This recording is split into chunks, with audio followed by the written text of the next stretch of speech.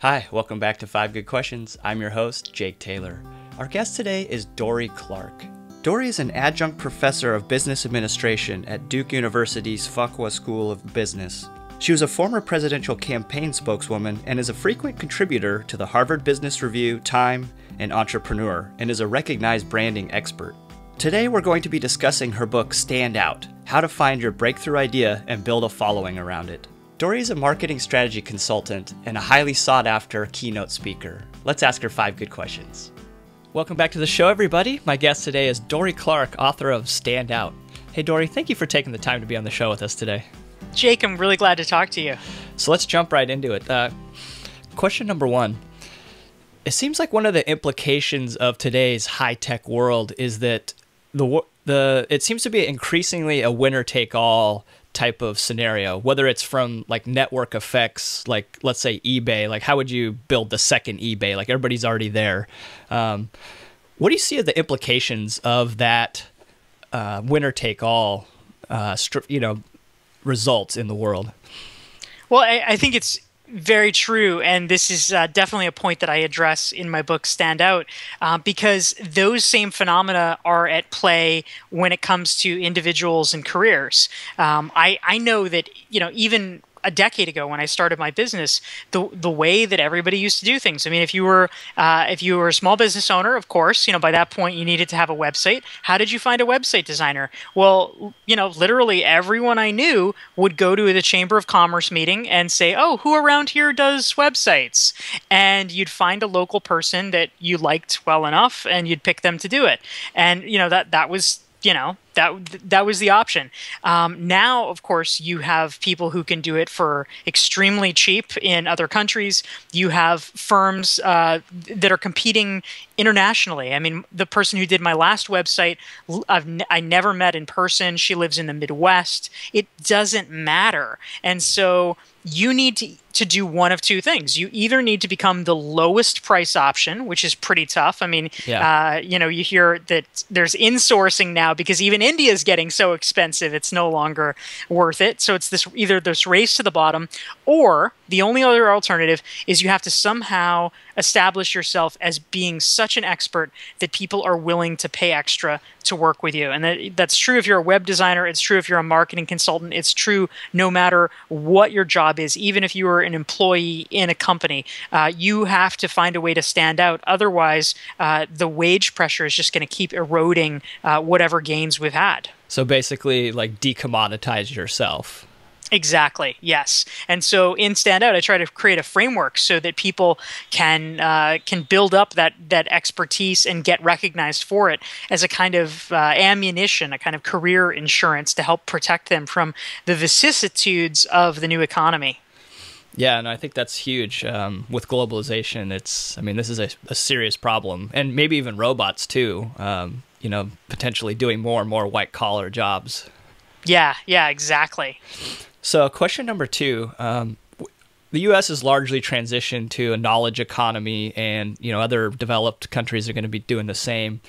96% of people report that they use new communications technology at work. I think 62% say it's an integral part of their job. Why is it so important to be a recognized expert now? Well, essentially, when it comes to becoming a recognized expert, there's a few amazing things that happen as a result. One, as we were talking about a moment ago, is that you do have that career insurance. I mean, for me, the way that I define it, I began my own personal career in a very, let's say for me, dramatic way, which is that I got laid off from my first job, and I didn't just get laid off at any old time. It turned out that the day that they picked, just as a kind of crazy historical accident, was Monday, September 10th, 2001, and they let me go. And then the next morning, the entire world exploded, and I thought, oh my gosh, how am I going to get another job? How am I going to figure this out? And so it was a very traumatic, it's traumatic anyway to lose your job. It was very traumatic because we had just had this national tragedy and the economy was at a standstill, and it made me really committed to wanting to make sure that, hopefully helping other people to make sure they're not in that position, that if you lose your job either by choice or because of something that's happened, that you're able the next day to walk into another job because enough people know who you are and value you and say, oh my gosh, he's on the market, she's on the market, let's snap them up.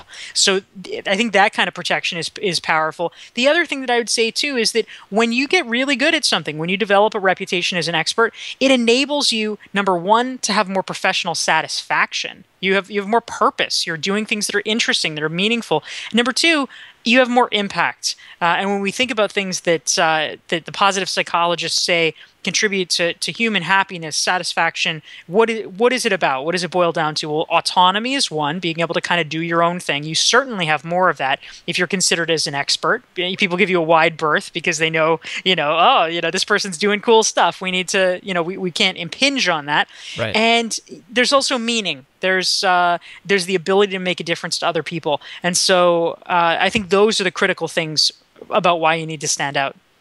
Yeah, I love that. So question number 3, your book is chock full of insights, especially for entrepreneurs, kind of people who are, a lot of times running their own businesses, but also how is the standing out so important if you're just an employee somewhere? Yeah, absolutely. So I do get that question sometimes. Some people say, well, of course, obviously, if you're an entrepreneur, it makes sense to stand out. You can kind of connect the dotted lines. That's how you get clients. So it directly has an impact. But if you're an employee, why would you want to do this? Why would you bother? And I actually believe that in some ways it may be even more important for employees, because the truth is, if you're an entrepreneur, odds are you have revenue coming in from multiple strands, right? Let's pretend you're a consultant. Well, you probably don't have one client. You probably have 5 clients or 10 clients or whatever it is, and you may even have other different income sources that aren't from a consulting practice. I mean, for me, I make money from consulting, but also from coaching, from speaking, from writing. I teach business school. I have affiliate income. So, a whole panoply of things. That is risk mitigation. If you are an employee, you fundamentally Hey, you might have the illusion that you are safer and that entrepreneurship is risky Dangerous, somehow, but frankly, what's risky is having all your eggs in one basket. That's the tough part. And so you need to make yourself really valuable because, God forbid, if something happens to your job, you need to be able to make the case that, so that somebody else will say, okay, we want to work with them. Also, just in terms of promotion, I mean, we all know any kind of corporate structure, it's a pyramid, and there is a limited number of spots at the top. If you're going to position yourself to be the one who gets chosen rather than the one that gets left behind, it really pays to have a sort of expertise that you're known for, because it gives people a reason to notice you, to be interested in your work, to pay attention to what you're doing. If you're seen as a rising star, it will give you a lot of points and enable you to have access to the best opportunities and enable you to get that promotion and have the most fun. Yeah, I think that the point you made about the risk mitigation is so huge and I think often underappreciated. I mean, when you're an employee, you have one client who's buying your services. And that one client can decide that they no longer want you anymore. And then all of a sudden, now what? Yeah, absolutely. I know from my own experience when that happens, it's pretty rough. I mean, I also worked as a staffer on a couple of political campaigns that ended up losing, and it was the same thing. It's just like one day you have a job, the next day, nope, sorry, you don't. No one has a job. Yeah, right. All right, question number 4. Obviously there are not very many shortcuts in life, and people have to expect to work hard to want to stand out. But what can you tell them about where they should concentrate their efforts to really make sure that they stand out? Yeah, and I've got to say, Jake, I love these questions. They're very thoughtful. They're a little different than some of the questions you commonly get asked. So that's what I'm aiming for. Thank you. Yeah, it's a pleasure to engage on them. So where can you apply your efforts? Well, obviously there's 2 pieces, of course, that folks commonly talk about. It's either doubling down on your strengths or mitigating your weaknesses. I would say, the emphasis in the discourse in business literature lately has been about playing to your strengths because of things like, Strengths Finder 2.0 and whatever. And yes, that's true. You can absolutely get far more mileage in the long term if you do play to your strengths. That being so in general, that's the right thing to do. That being said, especially early on, especially when you're kind of taking stock of things initially, I think the question to ask yourself is not like, oh, I hate writing, it's horrible, how do I become, a Pulitzer Prize winning writer? That's going to be a hard slog that you don't want to do. But what you need to at least ask yourself is there anything about me and my, professional life that is so bad that it is holding me back? It doesn't have to be great, but you just have to get it to passable. Yeah. And if you can get it to that point, that is really what is going to make a difference for you. Because otherwise, no matter how awesome you are at anything else, if you're, the hardest thing to find in the world now is like a really, really great, amazing coder. Well, you know what? If you're an amazing coder that is, if you're mildly dyspeptic, then yeah, people will probably hire you. Yeah. But if you are somebody that gets so angry and screams at people and, you're demanding raises left and right and you sabotage things if you don't get your way, no one is going to hire you no matter how amazing you are. So just as a quick example of this, and I think this is really somebody who did this in an amazing way. This is somebody I profile in Stand Out. Her name is Angela Lucier, and she is a career coach based in Western Massachusetts. And she knew she had a real weakness in public speaking. And when she looked around, she saw that everybody she admired, everybody that she thought of as kind of a paragon of success was a good public speaker. And she thought, you know what, this is just going to keep holding me back until I do something about it. So she did the thing that you should do, which is she went to Toastmasters. Sure. And she practiced and she tried. She said she was so nervous at first that literally she would turn red, she would sweat, she would, have all the symptoms. But she muscled her way through it, and she got good enough. And this is the interesting part. I mean, you don't even have to go beyond what Angela did, which is just get comfortable enough. But when she launched her business, when she left her day job and launched her business, she decided that the strategy that she was going to follow to get new clients was a speaking strategy. And she didn't have very much money in the bank at all. She had to get clients ASAP. And the way that she did it was in her first month, she booked 30 speaking engagements. She booked workshops literally everywhere in her region, traveled around, was doing sometimes 2 in a day. And that is what kickstarted her business. Yeah, that's fantastic. I mean, it's nice to see that hard work can pay off. Question number 5. This is a topic that I've kind of long been fascinated with, and it's the idea of serendipity. How does that factor into kind of the framework that you created with Stand Out, and how do we court serendipity?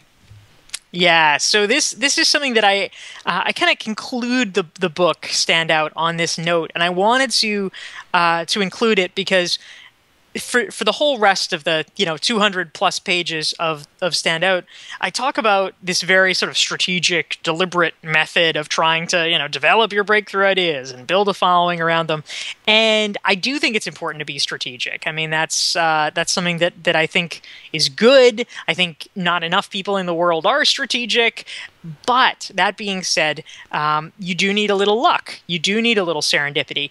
And so 2 conversations that I had, I think, were very interesting. And these were things that I included in Stand Out. So the first one is with this guy named John Hagel, who is with Deloitte's Center for the Edge. And we had a conversation a couple years ago at South by Southwest talking about serendipity, and he had a great point. He said, we all think, if you ask like, oh, would you like more serendipity in your life? And everybody says, yes, that would be great.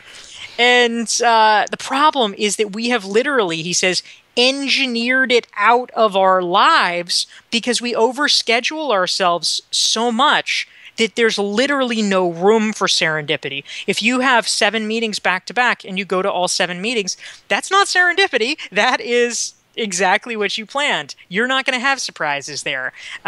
So he says that we need to take a look at our schedules first of all to enable that. And then the second conversation I had was with a guy named Anthony Chan, who's the co-author of a book called Heart, Smarts, Guts, and Luck. And he talks about the successful traits of entrepreneurs. And it turns out that a substantial proportion, about a quarter of them, are so-called luck dominant. And basically what this means is that they have essentially a different mindset, a different orientation than other people. And when it boils down to is two traits that I think that we all can develop. And in developing them, we can therefore actually become luckier. And that is number one, curiosity, and number two, humility. If we are willing to be curious about other people and humble enough to believe that we can learn from them, then it opens us up to a new realm of possibilities that other people who are a little more tightly focused, a little less curious, are not ever going to experience. Yeah, that's great. I mean, a big one of my reasons for wanting that I put this show on is that it introduces me to authors and books that would just have never come across my path to begin with. And like, so that courting serendipity, I mean, you don't know exactly what you're going to get, but it's something different. And, it's usually it ends up being good. There's always something you can take away. Yeah, exactly. Well, we always ask this bonus question of all of our authors that come on. We're looking for a book recommendation. This is usually something that you think is underrated or maybe just hasn't gotten the publicity you think it deserves. What do you have for us today? All right, so my favorite book in this category, which I think is just so marvelously done, is a book called Power by Jeffrey Pfeffer. The subtitle is Why Some People Have It and Others Don't. And so it's, he's a Stanford professor, and it is essentially a look at his organizational behavior class. And it's written in a very engaging style. And for anyone who wants to understand office politics or just how people relate to each other in a professional context, it has a lot of really interesting life hacks. That sounds like a real good one that you could pick up and then use right away. Yeah, absolutely. Well, Dorie, I really appreciate you coming on the show today. Hey, Jake, it's fun talking to you. Thank you so much. All right, take care.